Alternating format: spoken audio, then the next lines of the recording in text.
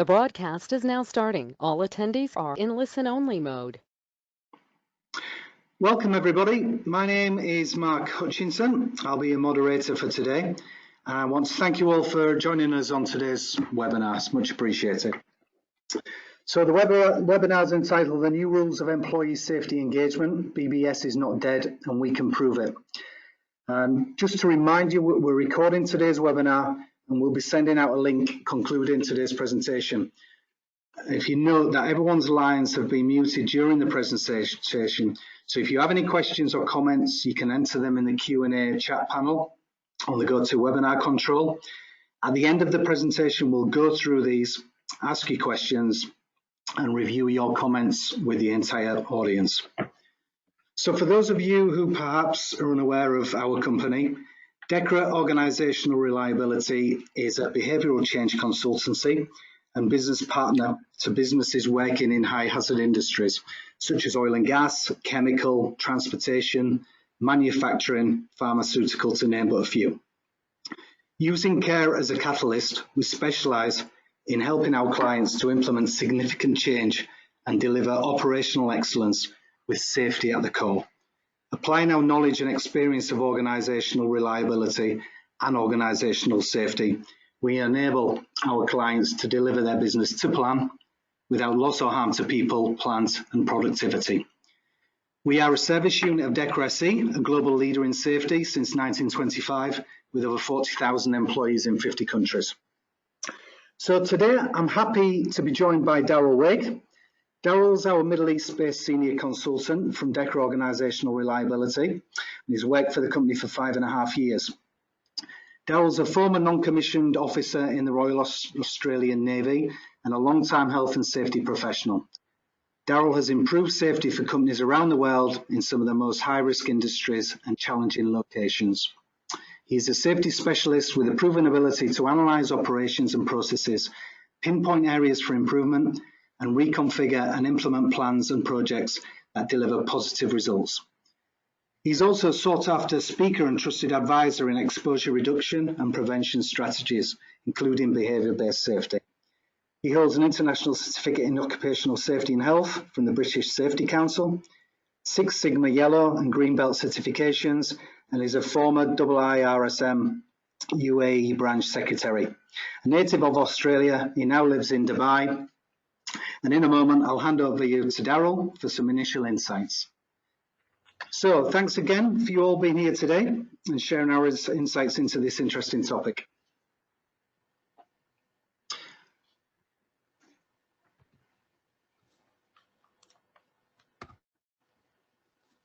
So Daryl. So first, Daryl, what do we mean by evolution? Hi, I'm good, thanks. How are you?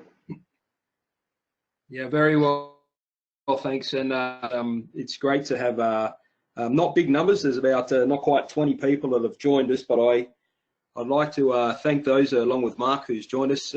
Specifically, I know some of you personally from either the Middle East region or from South Africa.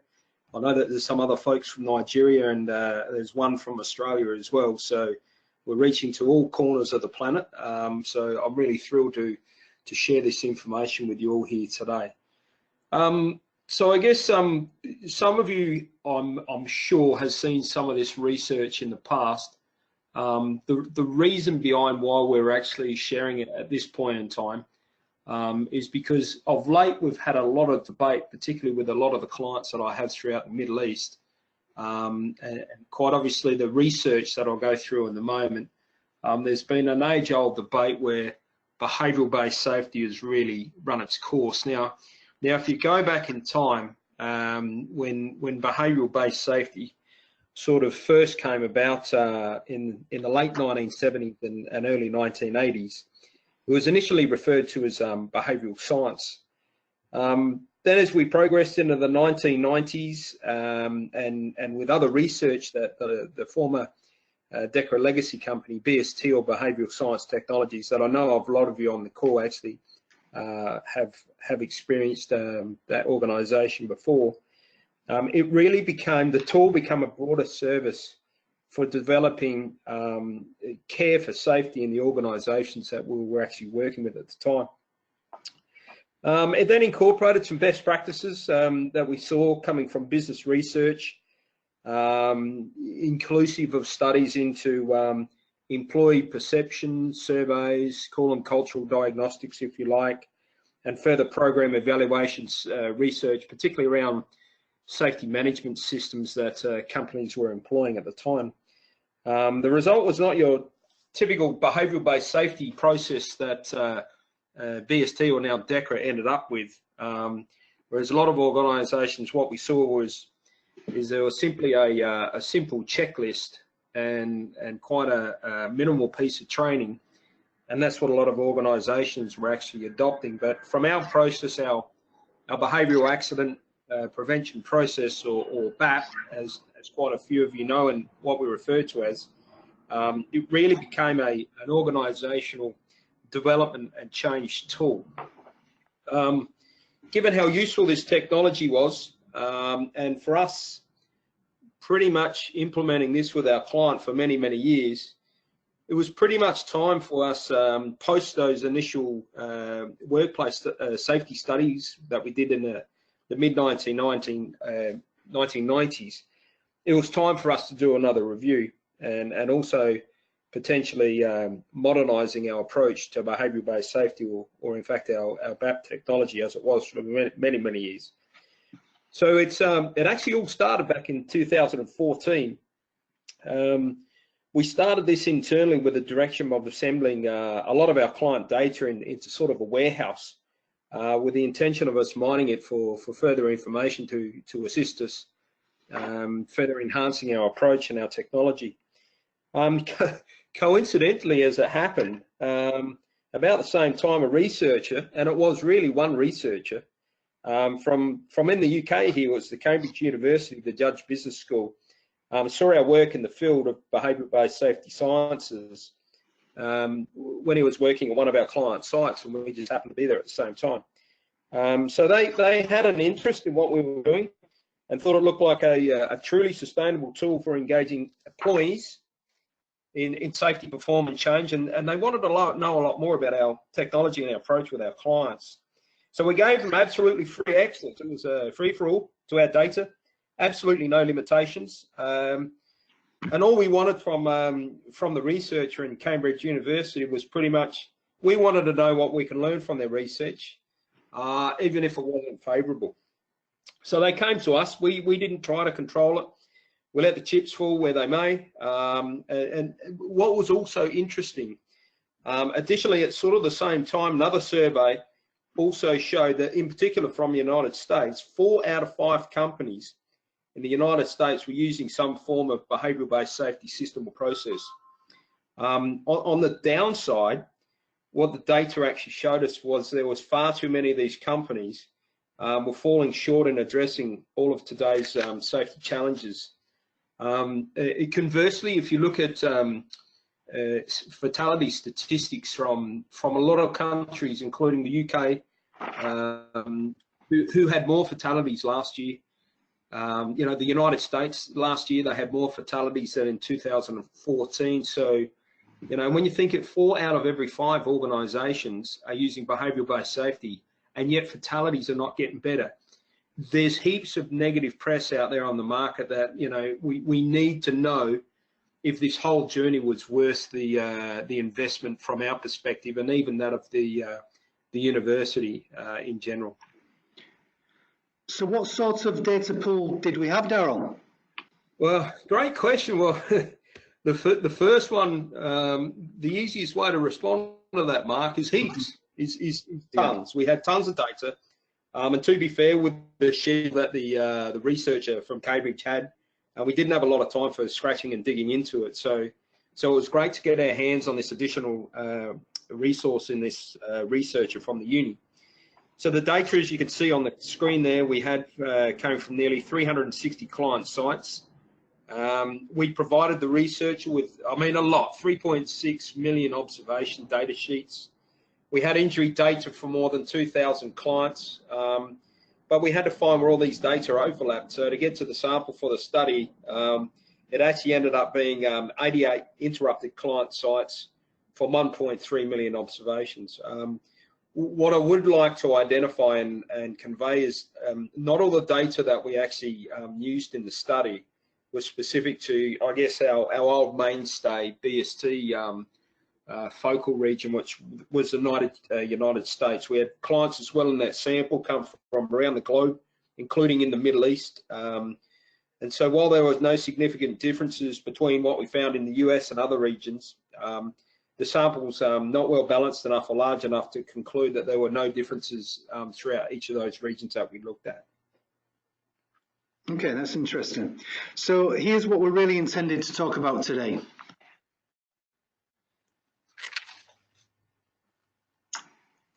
Does it work? What did we learn? And what does it mean?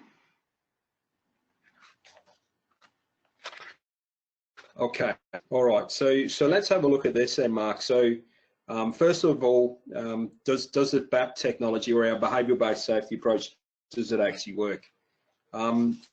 So what are we looking at here? So this chart shows the results from several tests now. I'm a statistician. If you want to know the differences behind the different, reach out to us after this, we'll find you the information. However, we just didn't do one sort of test. We actually had several tests, as you can see here. However, what's important is on the timeline on the x-axis, so across the bottom axis, you'll see the baseline data. So basically it runs 2 years prior to beginning the observation or the behavioural-based safety process, and then post-implementation, 36 months or 3 years once the observation started.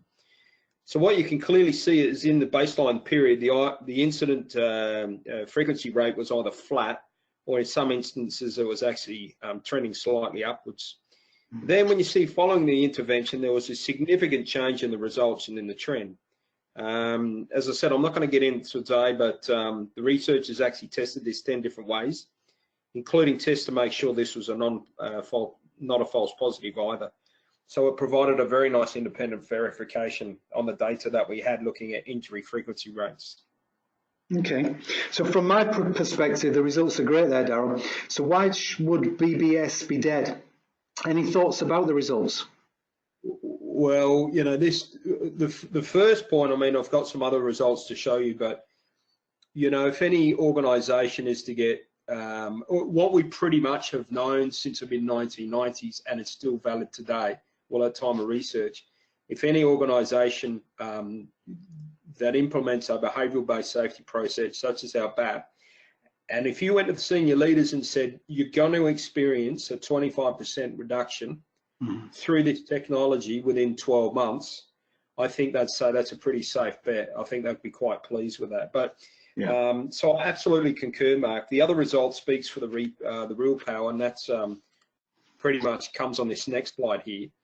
So this slide here, what we're looking at, so pretty much is our centerline approach when we work with our clients is to undertake a cultural diagnostic or a culture assessment survey. But so the data actually sees after 1 year, our clients showing a 1/3 of standard deviation increase in their scores.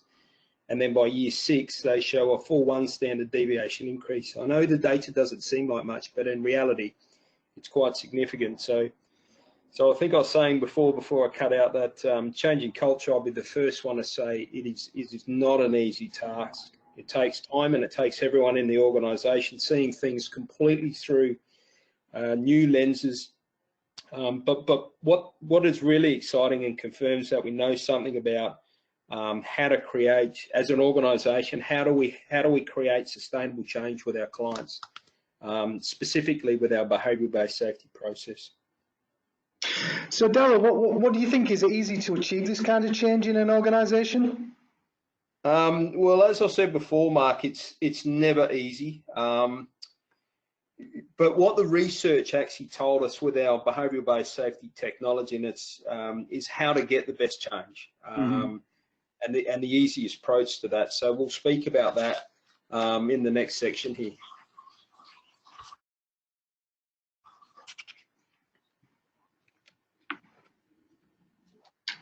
Okay. So, yeah. As we go on to this Yep. So this particular chart that you're looking at here, and the data within it, shows a relationship between the number of employees who are average on who on average are observed every month, and the percentage of change in injuries. So on the left hand, the y-axis, you got the change in injuries, and quite obviously on the x-axis, you got the observation context. So we're showing 5 bars here, or quintiles, as we say from a statistical perspective, of the observation context on the x-axis, and as I said, the relative change on the right, left, sorry, on the y-axis.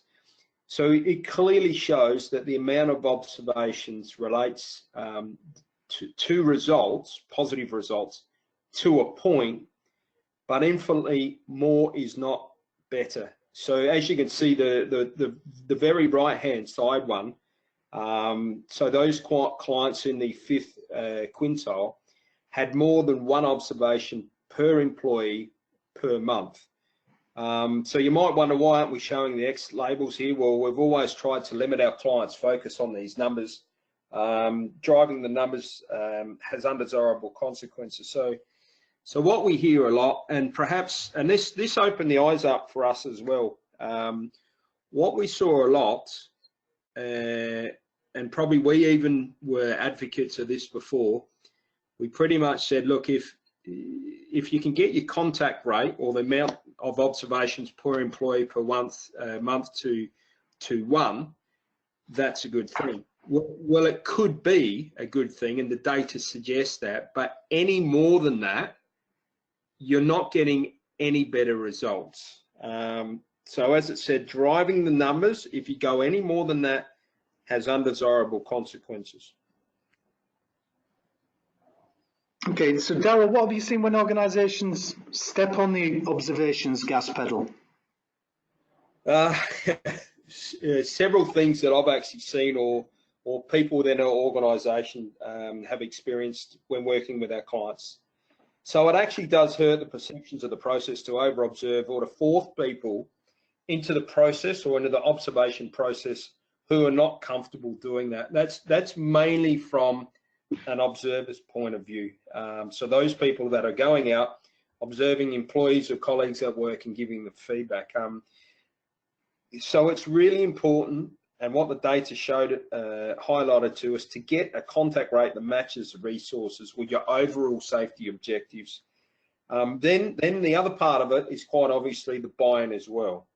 People who understand the social part of what's in it for us and the reason for doing observations, and agree with doing observations, again, rather than being forced to do it, are going to produce more benefit to the organisation. So let's have a look now at the typical strategy that we primarily saw companies go through to get their observations done. At least how we used to do it as well, pretty much preaching them. So what we used to see was initially, when we were working with clients, the first pool of people who would be trained and would go out and do the observations, pretty much a steering team, anywhere from probably 8 to 12 people. So they're trained up and they go out and they start doing the observations. And then several months go by, and then what you see, the steering committee or the steering team grows, and then they start training the observer pool throughout the organisation. But then a larger pool of observers means quite obviously more shared knowledge and effort to broadly to transpose that the effort within the organisation across other employees as well. And so the hope was always there that this is more sustainable. You just get more people up and more people trained. The results are normally great, and so everybody at this stage, including management, are saying, look, let's just get some more people trained within the business. So now we've got a lot more trained observers. None of them need to be overburdened. They can do fewer observations. So, if you've got a manufacturing plant with 200 people, and at the start you only had, let's say 10 in the steering committee. So now you can reduce the amount of observations, but more people are trained observers within the organisation. But we always thought it was a good thing. Then we'll just continue, and we'll end up where pretty much the whole population, in some instances, are trained to do observations. So, Daryl, why not train everyone and have everyone do observations? Well, this was a wake-up call for us, in particular this screen here, Mark. So participation is really, it measures what proportion of the employee population did at least one observation in any given month. So this chart is looking at the relationship between the participation and the results. So we split the client into groups based on quintiles of participation. The clients with the highest participation, as you can see, did no better than those with the lowest participation in achieving a change in their injury frequency rate. So on the left-hand side, you pretty much got hardly anyone doing observations, and then you'll see that by the -2%, so things actually got worse or little change. Conversely, on the right-hand side, you've got everyone in the business doing observations. You pretty much, better off. So participation is pretty much an inverted U shape by the looks of it. The middle range of participation is optimal, and after that, it detracts from the results. This suggests that locations with ever-expanding pools of observers are benefiting less from observations, or organisations that are actually maintaining a smaller group. Why do you think that happens, Daryl? Several reasons, I think. One, there are costs to adding observers, and those costs add up. Now, when I talk about costs, I'm talking about resources is one, Mark. You got to take time to train people. You got to relieve them from the business. So, as an example, if you have 50 observers to manage, you have less personal attention, through coaching or guidance or giving feedback or whatever it is to give to help them to ensure they have good observation skills and keep those skills current as well. So you might simply have to hand out assignments and hope for the best. So with organisations that have heaps of observers, there is no memory of who or had not been observed, and there are less likely to be calibration differences amongst observers that produce mixed feedback for those being observed. So when we're talking about calibration differences, so let's say, for example, Mark is an observer, Daryl's an observer, and there's 100 or 50 other observers. Do you and I see the same exposures in the workplace, or do I not? Your level of risk could be different than mine, et cetera, et cetera. So, and there's also something else that I just want to put out there as well that's important to consider. So participation increases may be a response to number pressure as well. So when activity numbers are the focus of senior leaders at the site, which I've personally experienced throughout the Middle East and some other regions as well, the response may be to increase the participants. So quite obviously get more people trained observers, simply to hit the numbers. However, this really erodes the overall value for doing observations in the first instance from our perspective. Is there a better way then to get observations done and maintain the focus on the purpose for observations? Yeah, I think, Mark, that leads nicely into this next chart here, where this is around intensity. So it's more observations per observer per month. So again, it's data that's been split into quartiles again. Intensity measures how many observations are done by each observer in a month on average. So what the data showed us, the clients with the highest observer intensity achieved much more percent change in injury frequency rate than those with the left intensity. So you can see on the right, so you got fewer observers, but they're actually doing a lot more observations each. Conversely, on the left-hand side, you've got observers doing hardly any or very few observations per month. The results are astronomically different. So taking these findings together suggests that a strategy of expanding the effort across many individuals is quite obviously less desirable than having a few very engaged individuals who are very skillful in the observation process. Why is the intensity so much better then, Daryl? So again, a good question. I think I can answer this in a few separate factors here, Mark. So firstly, the companies that we were seeing where employees put a lot more effort to get better results than the companies where employees put in less effort were quite obviously getting better results. What we found is if you've got a less amount of observers, quite obviously those people responsible for the behavioural-based safety process has more time and less people to do better coaching with, so better discussions and a better, greater focus on the quality observations. And it was, as you can see in the data, this clearly relates to results. And thirdly, you also get, with fewer people, repeated views to the same work or the same activities. Quite obviously, if you've got everyone in the business only doing a couple of observations, where does everybody go? Who does everybody talk to? What activities do you go to? With a much smaller group of people, you can actually direct your focus on who or where and why they actually go to a specific area, location, activity, and they hone their observations in those specific areas. Okay, thanks for explaining that, Daryl. So what else did we learn? Another interesting thing for us, and to be honest, I don't think we'd actually put a lot of thought in this before, but it's what we call tenure. So again, before I get into this, again, the data we're looking at is the results over time. So we have the baseline period. So it's the 24 months up until implementation, and then post-implementation period for 3 years or 36 months thereafter.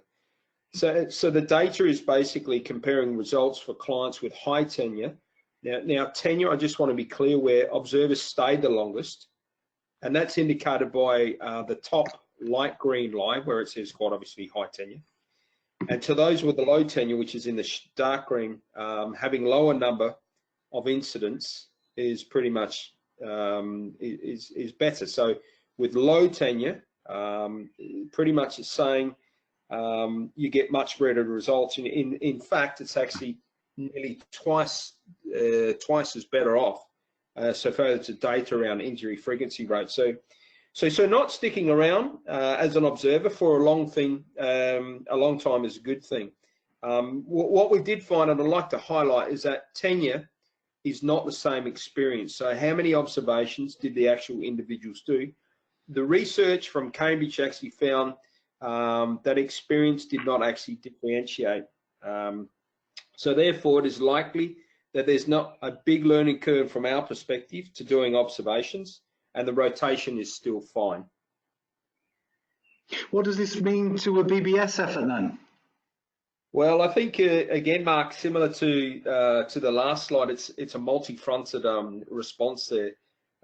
Firstly, it means that you should consider having sequential or consequentive groups doing observations for a set number of months or an assigned time frame. It could well be 6 months or 12 months. I think the organisation has to put some thought into that, bearing in mind that once you train people, it's no good probably having them trained and then rotating them out over 3 months. I think that'd be crazy from a business perspective. But perhaps 6 months is a minimum, if not 12, and then rotate them out, give them a rate.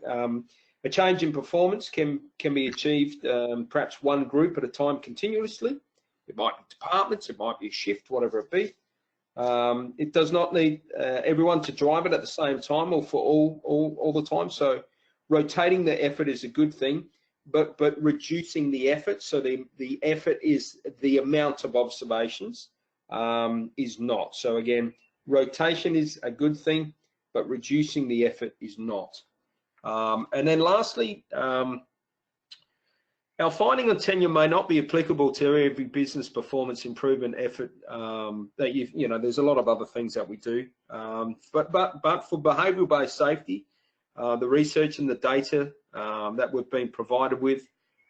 It appears that observations can be learned quite quickly. It's not a difficult process, but this is not true of everything. That's quite obviously in business as well. Okay. What could the observation strategy look like going forward? Well, again, I think it depends on the organisation.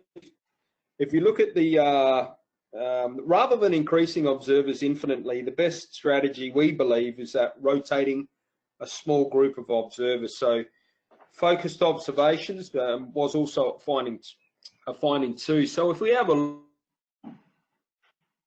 look, what we see, 6 months before you actually retire them out, you bring in another group of people, you retire the steering committee, you get the second group trained up, then the third group, you rotate out the second group after they've had a period of 6 to 12 months, or whatever it be. So you pretty much, you're training, observing, retiring out, and you keep doing that throughout organisations. So one of the things, focused observations was a finding as well. So focused observations, going to the activity. Okay. Just another question, Daryl, if I may. Related to experience, was whether having observers stick to familiar areas or move around was a better strategy. What was the findings around that? So again, that leads nicely into this slide here, Mark, where so again, it's same sort of data. You've got baseline 24 months leading into the implementation and 36 months post that. This time we're looking at specialization. So what are we talking about here? Specialization, from our perspective, we looked at how many different locations observers went to. Conversely, it was things such as specialization in the trade, or perhaps the activity that that person was actually employed to do. So, locations could have been things like, maintenance people in the maintenance area or maintenance department in the workshop, doing observations on other people doing that trade, etc., etc. It could have been people on certain production lines. Instead of them going into the electrical switch room, actually getting those people to do these observations on your manufacturing lines. So if we go back to the data now, we can see the various location observers visited or specialization added up to how many unique ones they visited. So this is a proxy for specialization from our perspective. So as you can see, again, high specialization on the data trend is you're better off than low specialization. So that was actually a bit of an eye-opener for us, Mark, because we always believed that it was good for, say, a chef from the restaurant to actually go into the electrical switch room and, from a Coles Eyes perspective. Mm-hmm. Okay. So why do you think the specialising in areas was better then?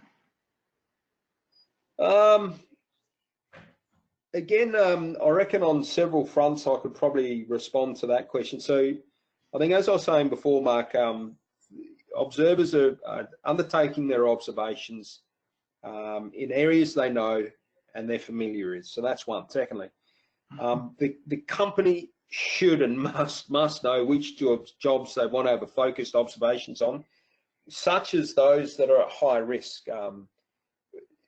As an example, from some previous research that we've conducted on serious injury and fatality prevention, more injuries occur on routine activities rather than non-routine activities as well. So there was always a great belief where, we've got a breakdown or we've got a shutdown or a turnaround. That's where most of the incidents happen. In fact, the data from the original serious injury and fatality workshops we did indicates that 71% of those events with serious injury and fatality potential are on, routine activities. But if I go back, high risk, what your precursors are in your business. Those of you that have working at heights, confined space, anything to do with mobile vehicles, etc. They're where you want people to go who know about those specific risks. So that's secondly. Thirdly, cold's eye.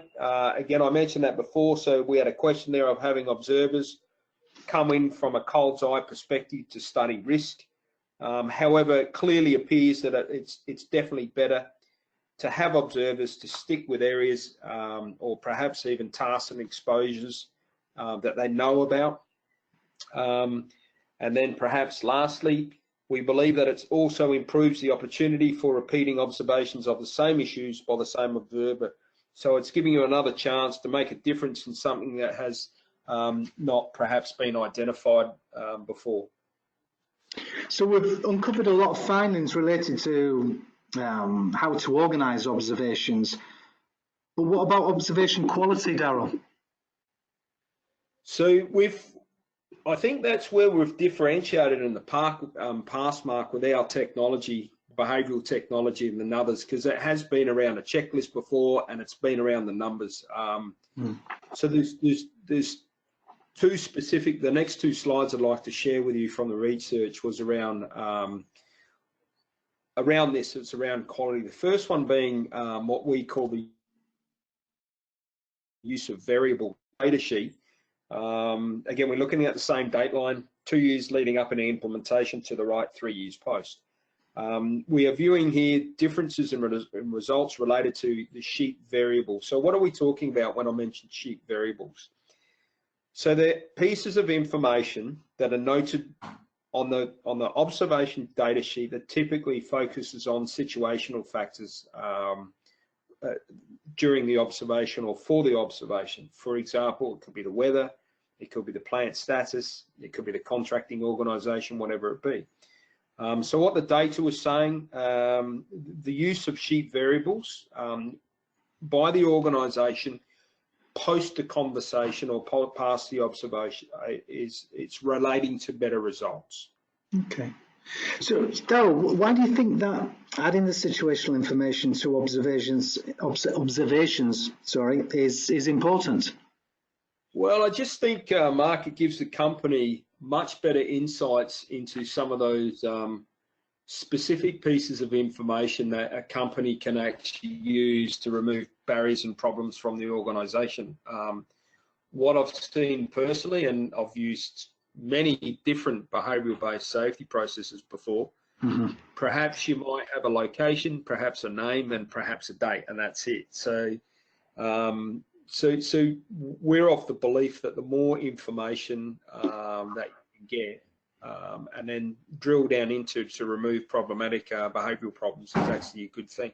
The other thing, Mark, I'd like to share is around the use of comment quality checks related to improved results again. So same timeline again, but we actually catch up. So on the data sheet, we have these things called flags, right? So flags in our technology, in our system, they're basically commented or attached to the specific risk that was being observed at the time of the observation. So for example, there are a series of flags that track whether the observer noted specific types of details, and other flags for tracking. Perhaps you need to follow these, follow up the problem or the situation or whatever it is. So in this case, it was quite interesting. So appropriate flags or moderate use of flags related to the best performance. So what this is pretty much telling us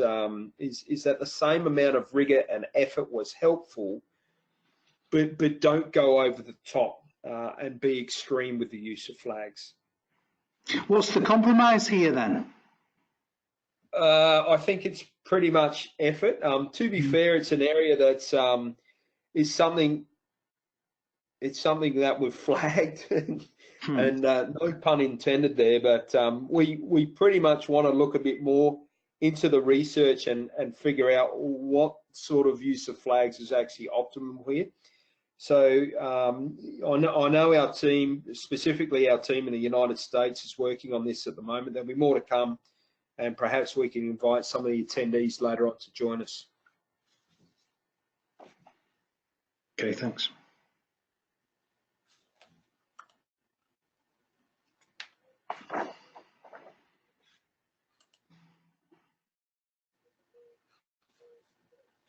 Okay, so Yep.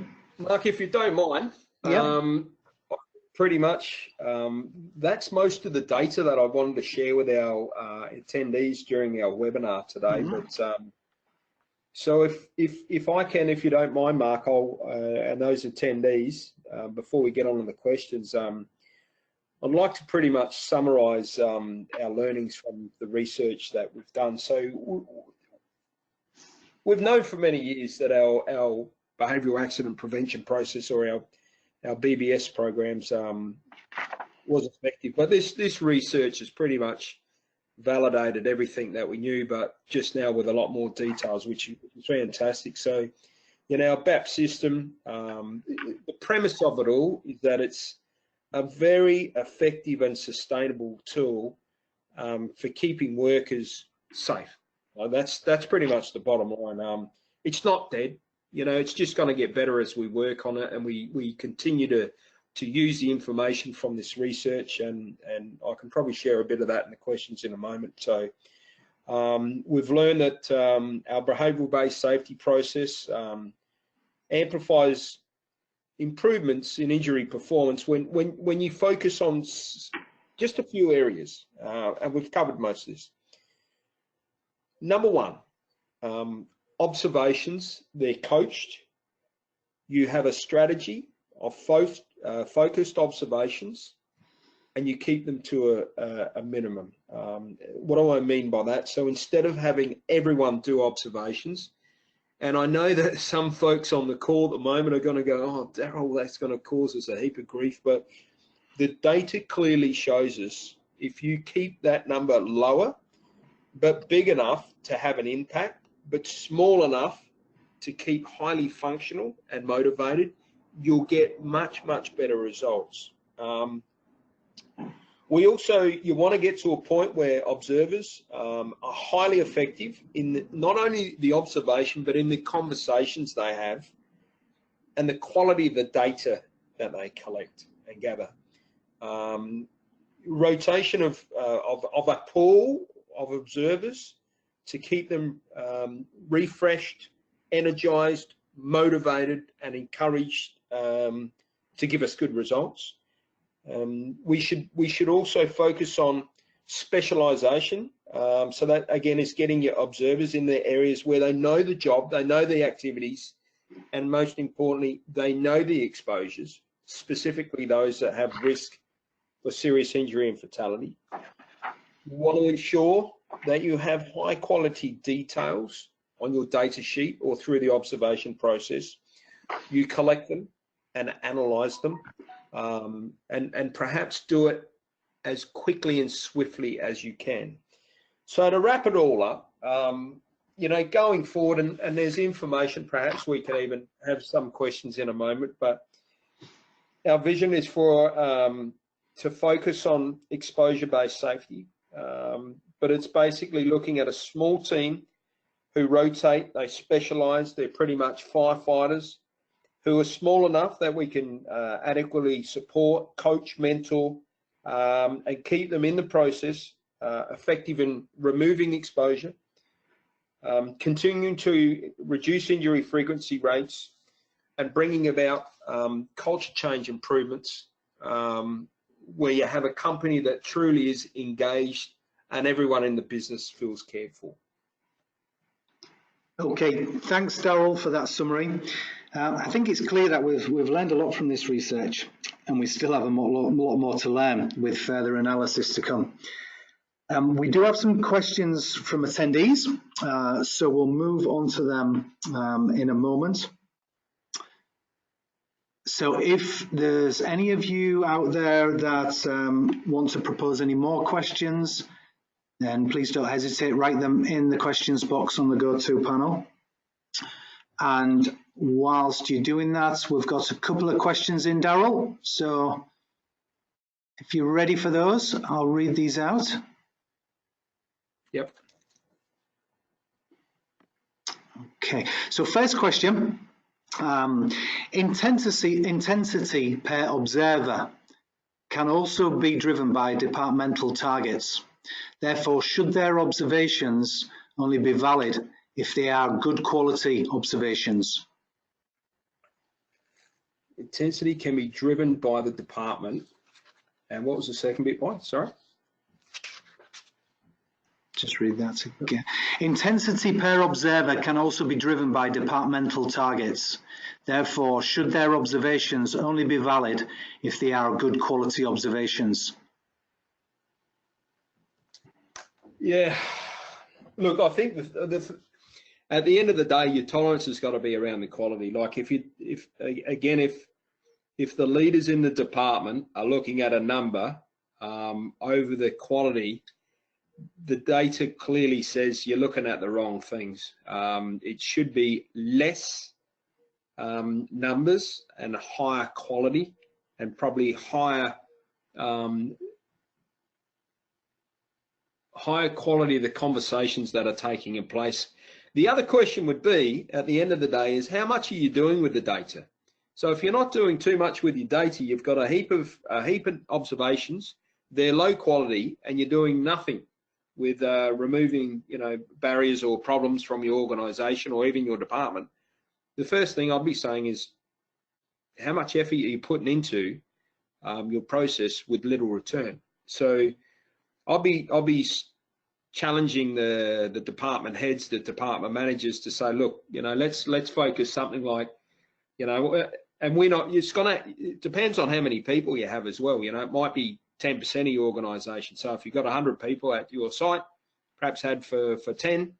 However, get those people, and what the data tells us is get those observers to do more observations, but simply of a higher quality, and they're coached more. Okay, thanks, Daryl. Moving on to the next question. The rotation debate is okay for smaller companies, but not appropriate for larger organisations. This would still increase training time and costs, rather than spending that time and cost on coaching and recognition. Do you agree? So the rotation debate for large organisations? The rotation debate is okay for smaller companies, but not appropriate for larger organisations. This would still increase training time and costs rather than spending that time and cost on coaching and recognition. Do you agree with that, Daryl? I think I disagree. I think it's gonna, if you've got a big organisation, so I don't know, let's say you've got a site with, what's a site I know? Site in the Middle East that has about 1,200 people. So you're saying you can't rotate, or it's too difficult or whatever. I'd be saying to maintain 1,200 observers, as an example, or let's even say 1,000, it's going to take you so much more effort than to have 100 observers. So I disagree with that. I completely disagree. It's you got a hell of a burden for your company, and then how do you catch up and coach and mentor? You give feedback to the observers. You focus things on, as we said, specialization that's come into the remit now. I disagree with the statement. I think you'd be better off still doing the same approach, whether you're a smaller or a larger organization or site, by having much less amount of employees, same observers, and they simply do more observations each. Okay, thanks. Why not give it a go? See what happens. Yeah. This is about this. I think the way you got to look at it is just you got to let go of old paradigms. So the workplace is changing. We've got other things. It's just this whole the whole approach we're going. To give you some insights, we got things like robots that are becoming more common in the workplace. We got things like artificial intelligence that it's helping companies find new ways to go about things.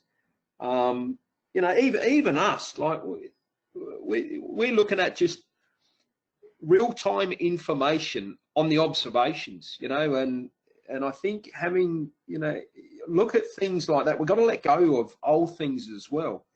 because we've always done it that way, it doesn't mean we have to continue doing that. I'd challenge whoever this was that just have a go at doing something different. Just because we've always done it that way, and the data says to us, you'll get better results. So let go. Okay. Next question. How do I get management and workers to participate in BBS, knowing fully well there is a language barrier in the Middle East area, i.e. UAE?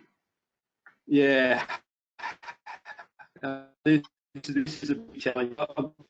I don't have the answer for this, but I'll tell you what I have. I have an organisation that I work with in Riyadh and in Saudi, quite obviously. They're in the manufacturing business. I think when we did the cultural diagnostic, if I can remember, about the 4 or 5, you know, the old chestnuts, as we say, the old Arabic, quite obviously in English that we all aspire to speak in, but that's not a reality. Urdu, Hindi, Malayalam, Tagalog, you know, they had those. They had the 5 or 6. So what we did is, from the outset, I was very clear to this steering committee, the facilitator and the management sponsor or the general manager. Look at your subset of people in your steering committee who are specifically going to not only be on the steering committee, but who's going to train the observers. That's number one. So what we did, and this particular company, they selected well. They selected very well. They had a very good facilitator who is he was Lebanese, actually. He was Lebanese. He was good. Then they selected 3 awesome trainers. One was a local guy, a very, very good Filipino, and then an Indian guy as well. So he could speak Urdu as well. So, and then quite obviously the management team could all speak English, and then, you know, that pretty much wasn't and then they could get the message down into the workforce from there. But I think one of the best, and then one of the other things was selecting where the observers in the language would go to what departments as well. So there were some departments that were primarily Arabic, I believe, on some of the lines that they were running. So then they only specifically targeted some of the Arabic speakers to go to those sort of lines. So yeah, it's a big challenge that you have throughout our region in the Middle East, but there's a couple of ways you can overcome those problems or barriers. Okay, next question.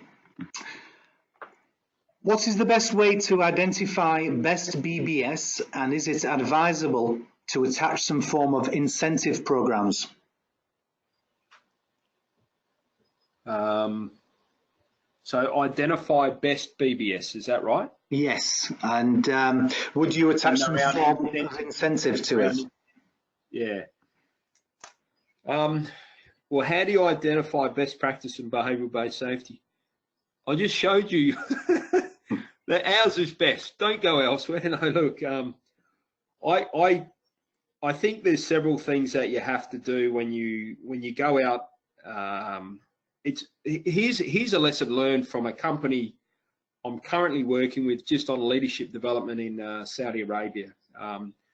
What they did as an organisation, they went and pretty much they toured the region. They're up in, let's say, the Jabal Dammam region. They went around, they toured the place, and they looked at about half a dozen locations where they'd implemented behavioural-based safety.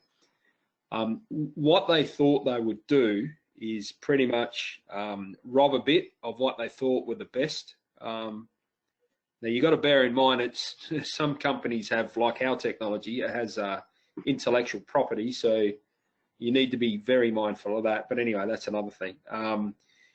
But anyway, they grabbed a lot of that, a bit of this, a bit of that, what they thought would work for this company, and then they implemented. And to be fair, it has cost them dearly. The reputation of the safety department has taken a big impact, and the process, again, they've nearly got everyone doing observations. They're incentivizing the observations, but it's giving them absolutely no results, and it's not removing any barriers or any they're not seeing any improvements in injury frequency rate. So, you know, there's an old analogy: you bring in experts because that's what they do. Now, it's not about the sale. It's not. It's about what we can do if you've got an existing behavioural-based safety process. If you like, we can actually, what we do for companies, we can come in and do a review where we compare you with pretty much our technology, and we say, well, look, you know, you've got 1, 2, 3 things are working well for your organisations. You're seeing results, but here's 4, 5, 6 things where we think that are challenges to the business, and you're not getting any return. So, you know, and quite obviously, I've showed you the data. Look, our technology gets very good results. For those of you not aware, we're going through so I know some of you on the call know this already. We're going through a transformation ourselves, where we pretty much the word behavioural-based safety or even behaviour accident prevention process will pretty much die, and it'll be called a exposure-based safety technology going forward. But so that's one thing. Incentives. Well, there's a second thing, Mark, right? Mm-hmm. Yes. Be very mindful of incentives. Or threats, as you call it. You know, you don't do a number of observations, you'll get a spank. You know, this sort of stuff. Money to me and safety, it does not always work so well. So conversely, and this comes back to the old chestnut, having everyone in the organisation as trained observers, and then, you know, you only get 2 a month, and then you give everyone a part of their bonus per year if they hit their 2 per month. Well, it's not working. The data clearly shows us it's not working. So what I think, from my perspective, you'd be better off doing, number one, whoever you've got as your steering committee or the group of people managing your behavioural-based safety process, have the top leaders in the business, spend time with them. That's an incentive in itself. You know, just engage with them. Number two, buy them a lunch every now and then. So far as observers, again, if you come with less observers in your organisation, spend more time with them. Get the CEO of your business to have a breakfast with them and give them some feedback on what he sees, or, you know, gets their input. So yeah, the biggest way you can incentivize and motivate people in a behavioural-based safety process is get the top leaders in the business to spend some time and just thank people for their contributions. The other thing you can incentivize people is just make things happen. You know, remove problems, support the process as a leader, rather than speaking negatively of the process. So less about cash, more about support from leaders in the business. I guarantee you'll get better results, and people in the process will feel more motivated and enthused as well. That's a good answer, Daryl. Thank you. Moving on, and firstly, thank you again for all your questions. There's 3 or 4 more come in while you've been talking, Daryl. So I think we can get 3 or 4 more questions. So next, how are observers selected? It's a very good question, actually. So, so in our approach, we normally start with a steering committee. Now, part of our technology, we actually hand out what's called guidelines for selecting specific locations in our approach in our technology. So the first pool of observers are what we refer to as the steering committee and the facilitator. They are selected by the senior leaders in the organisation. You know, sometimes with our assistants, but normally you get the guidelines. So those initial people have to have, you know, they've got to be well organised. They've got to have a good rapport. They have to be decent. You know, no point promoting to others steering committee, you know, people that are negative around safety, people that you know, take shortcuts, work at risk more often than they work safely, etc., etc. So that's specifically steering committee members who become the first observers or first pool of observers. From then on, observers are normally from our perspective, they're normally volunteers from the organisation. So, you know, the steering committee or perhaps even leaders within the business should ask for volunteers. So again, you know, people that are standout safety champions, standout ambassadors, and people that, you know, again, work safely more than at risk. People that, one other thing you'll have to be careful of as well is, you know, if people can't write, that's going to be a challenge in itself. So yeah, there's several things, but if you want some criteria, we actually give out guidelines as part of our technology when our clients engage with us as well. But hopefully there's some consideration so far as selecting your observers. Okay, moving on. Another good question here, Daryl. How do you implement BBS in an organisation where management commitment to safety is poor? What I would do is probably say, let's wait until we fix the leaders. With some of our clients in the past, so that's number one. It's like, what's that old saying, Mark? You can have the greatest strategy on the planet, such as behavioural-based safety, and throw it into a culture that won't support it. It doesn't matter what you do, it will fail, including behavioural-based safety. So my number one piece of feedback or guidance would be, don't implement behavioural-based safety if your leaders don't support safety. So that's number one. Number two, what I have seen in the past is exactly that. We've gone to clients who have decided not to perhaps undertake a cultural diagnostic. And there's one implementation that I personally did in, I'll just say Saudi Arabia. And I was the facilitator, the consultant from DEKRA, implementing the technology. Had probably one of the, I've got to be careful with what I say here, disengaged, when it came to safety, disengaged bunch of leaders I've ever worked with. But what I was lucky, despite my efforts to change the senior leaders there, they actually got a new COO who had came from organisations that we'd worked with in the past. So I beelined over to this particular individual and I told him, well, this is the culture that you've got. This is the bunch of leaders you have. You're wasting your money and effort here. And then he got involved. Now, as a former colleague, he has a saying, change the people or change the people. Well, this COO, he completely changed the people. So my feedback to you is, number one, don't start. If you think the leaders will never support it, just don't start.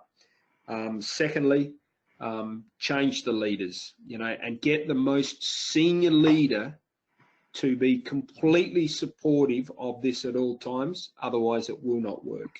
Won't work. So that's my only advice there. Great. Moving on. Still a couple to get through, Daryl. What would you define as a good quality observation? So from our perspective, several different things, I guess. If you actually look at our data sheet, there's several points where we look at. So firstly is that every at-risk behaviour that is actually observed based on exposure should have what we believe 5 points to consider a decent quality observation. So it's normally whilst, was, because. So whilst is, you know, what was happening, was, what was the person actually doing around exposure, and because, why were they actually working at risk, and then pretty much the other 2 points that we believe observers need to capture is the suggestion. So, as an example, the employee's not wearing hand protection or gloves. Perhaps they're in his back pocket. What's the suggestion that the worker or the employee will do to overcome working at risk or to avoid injury? And then either the intention or try. So it's getting that commitment, and the observer records that. So those 5 points, so far as equality, should be as a minimum defined there on the data. You can actually use, from a tangible perspective, you can use that data and use it well. Conversely, you know, I mentioned some other things such as the variables. One of the variables that you're actually recording there, are all the boxes actually filled out? You know, the time of the day of the week, the location, the observer, all that sort of good stuff. Conversely, we have in our technology other aspects as well, where let's say, for example, on the data sheet of the critical at-risk behaviours that you want your observers, from the inherent risks you have in your business, we believe that anywhere from 35 to 60%, or anywhere in between, if you record 35 to 60%, so let's say, so if you had 20 critical on your data sheet, if you're looking at perhaps say, what's 30%, Mark? I just got to get my maths right here. It's about, what's that? About six to 15. If you're looking at about 6 to 15 of those critical behaviours, perhaps a bit more, about 8 to 15, that would encompass what we believe. So 35 to 60% of those critical behaviours is a good thing. Conversely, from a quality perspective on that data sheet, if you're looking at an observer that's always marking everything 100% safe, I would be a bit dubious that that's a quality observation. Conversely, if the observer is marking everything at risk, you know, there's either you've got some significant problems, or you know, perhaps they're not actually seeing everything correctly through shared lenses. So the best way you can sort out your quality, not only look at it as it comes in immediately and provide feedback, is just ongoing coaching. There's other aspects as well that we can talk about, but there's some of the aspects around quality that we see that can help an organisation, or conversely can jeopardise the implementation as well. Okay, moving on. I think there's one more question. Again, thank you for all the questions. I've had some individual questions as well that I will get back to individually, and also I've had a couple of people ask how they get a recording of this. So as we mentioned at the beginning, in due course this webinar will be made available to you all, so you'll all get a copy of that. And just the final question to finish off, Daryl, is a gentleman's asking, you talk about rotation and training. How do you view this in a project setting rather than in plant operations? That's a very good question. Mm-hmm. Is Mr. Peters still online? Is he? Look, it's always going to be a difficult situation, because as we all know, you know, projects shut down, turnarounds, people come and go very quickly. So I remember there was one particular project, large project. It was based around the planet, so such as in a shipyard in Singapore. There were some pipe fabrication yards in, I think in Finland or Sweden or somewhere like it. Might have been Norway. There was locations in the UK. Most of the equipment ended up down in Angola, so it was dispersed. It was all over the place. Quite obviously, you know, a lot of construction going on as well. What could be the approach that could work is to focus on either the core contracting employees that you know will be hanging around the longest. So again, tenure. So I guess that would be one thing. The other thing is to get the perhaps supervisory level employees, perhaps even some managers, perhaps even some of the safety people, trained as highly skilled observers, because you pretty much know they'll be around for the duration of the project. So that's from my point of view. Would be number one, look at your core contracting employees, those that'll be around for the duration of the project or as long as possible. If you can't do that, conversely, get your site supervisors or some managers, some safety folks getting trained as highly skilled observers as well. Great. Well, thanks, Daryl. Thanks for asking those questions, and thank you all for writing those. It was a good mixture there. So, Daryl, do you just want to go to the last page? Yep. Sure. I believe we've got our contact details on there. So when this is made available to you, you've got Daryl's contact details there and also mine. So any questions once you've had a chance to reflect on this, then please don't hesitate to get in touch with us. So just to wrap this up, on behalf of myself, Daryl and DEKRA, thank you all for attending. Again, thanks. We couldn't have done this without you. So we will send the webinar and make this available to you in due course. And as I say, you've got the contact details there. Any questions, please don't hesitate to contact us. So stay well for now and take care. Thank you again. Okay. Thanks, everyone.